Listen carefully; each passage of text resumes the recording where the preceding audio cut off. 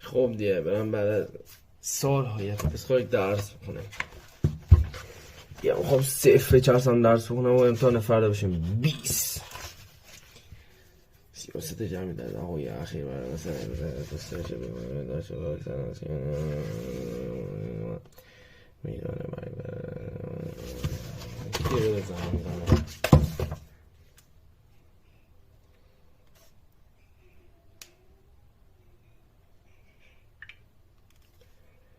علیه سلام.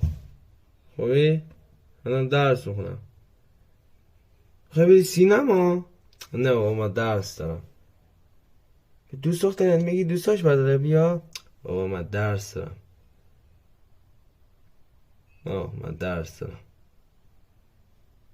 باش خلاص به خاطر درسم این همه چیزایی که سال ها دنبالش بدم من از دست دادم.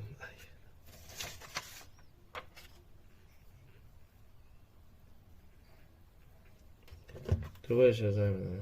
الو سلام. خوبی؟ چه خبر؟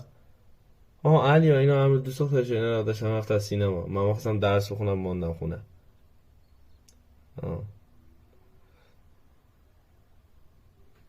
تتل و مصاحبه داره تو شبکه 2.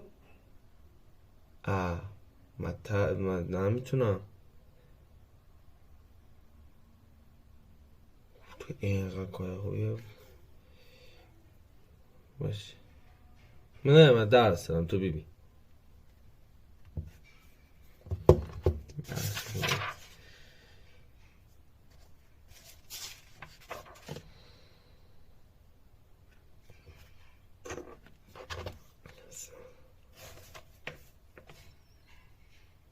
فردا تعطیله؟